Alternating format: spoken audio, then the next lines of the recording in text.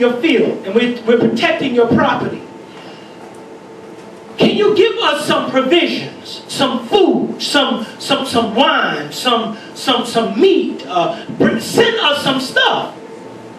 And we're going to look at Nabal's response. Amen. Now remember this. You're dealing with a fool. His very name means fool. Amen. So let's look at verse 9. Amen. This is a fool. Now remember this. Nabal, David took care of his stuff for him. And somebody do something nice for you, you should want to do something nice for them back. And this man was very, very rich. Amen. So verse 9, let's look at it. Amen. So when David's young men came, they spoke to Nabal according to all these words in the name of David, and waited. Then Nabal answered David's servants and said, "Who is David?" Now mind you, he don't know who he's talking about. Now his wife Abigail knew who David was. But his Nabal. And some of us got to intercede for some of our husbands at times because of their foolishness or wives sometimes. Who is Nabal? And who is the son of Jesse? There are many servants nowadays who break away each one from his master.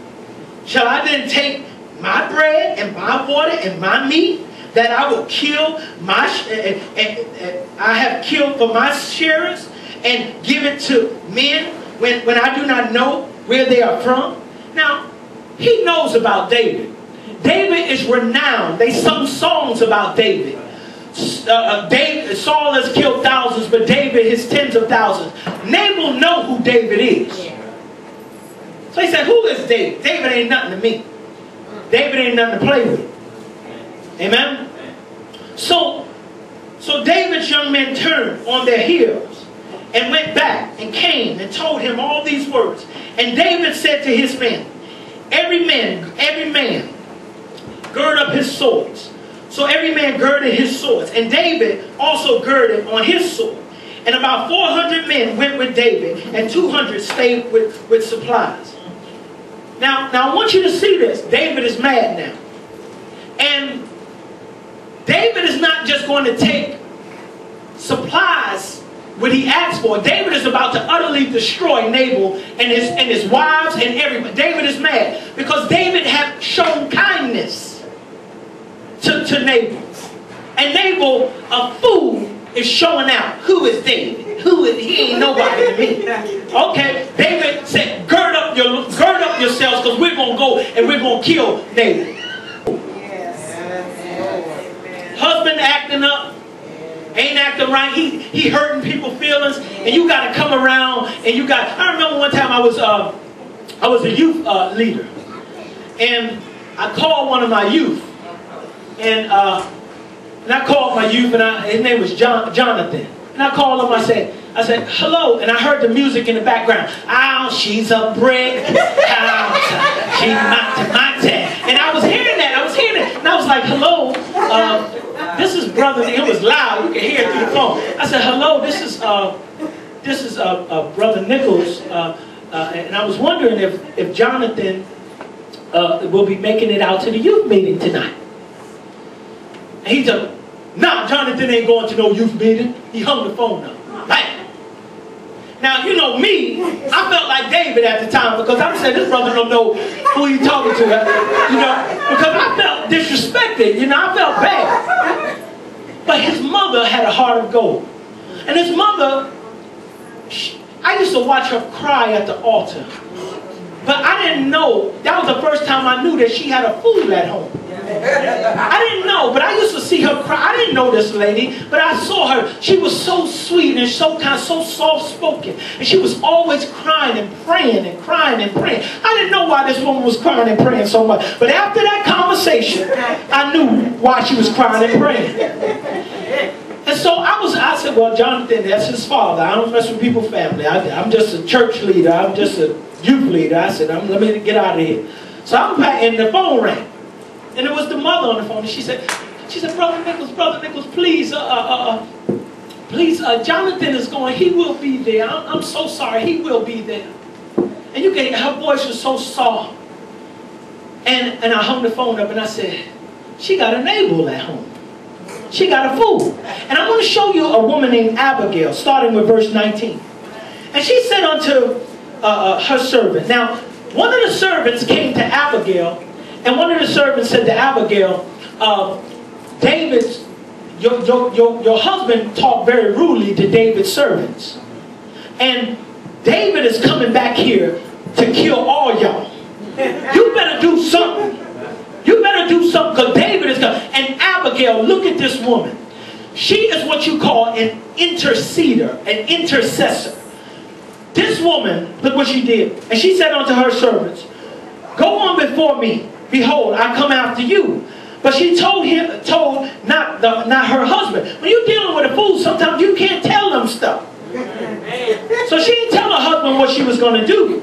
And it was, so as she rode on the ass, that she came down by the cover on the hill, and behold, David and his men came down against her. And she met them. Now David said unto her, surely in vain I have kept all that this fellow has in the wilderness. In other words, I kept this man's stuff. I didn't even have to protect him. But it was a waste of my time that I spent. My men, we out there, we're laboring for them. We're protecting you. It was in vain what I have done for your husband. Okay, but I'm going to show him, don't mess with me. That's what David, I love David. David was sweet at times. He could sing unto the Lord. Oh, but he'll cut you down. Amen. That's why I tell people, don't always think Christians are always got to be sweet and nice. All right? Amen. My Lord, upon me let this iniquity be, and let thy handmaiden, I pray thee, speak in thy audience, and hear the words of thy handmaiden. Now look what she says. She says, don't blame my husband. I know he's a fool. Don't blame him. Put the iniquity on me. This is an intercessor. This is a type of Christ, whether you know it or not. Amen. In spite of his wickedness, she's willing to take the blame for it. Just like Jesus, in spite of our wickedness. Abigail is a very special lady. In spite of our wickedness, Jesus took the blame for her. Amen. For us. Amen. So look what Abigail said. Amen. What verse I'm at? 25. And look what she said. Look, what verse I'm at? My Lord, regard this scoundrel Nabal. For as his name is, so is Nabal. Folly, foolishness. In other words, his name tells you exactly what you're dealing with. Nabal is his name, and folly is with him. But I, your handmaiden, did not see the young man of my Lord whom you sent. Now therefore, my Lord, as the Lord lives, and as thy soul lives, since thy Lord has held me back from coming to bloodshed, and from avenging yourself as your own hand, now then let your enemies and those who seek harm for my Lord be as Nabal, a fool. Amen. So David, what she did was she loaded all this food up on these asses, on these donkeys. And she brought him, and she met him halfway while he was on his way to kill her husband. She said, I'll take the blame, and here is some provisions for you. But I don't want you to shed blood. In other words, I don't want you to enter into sin.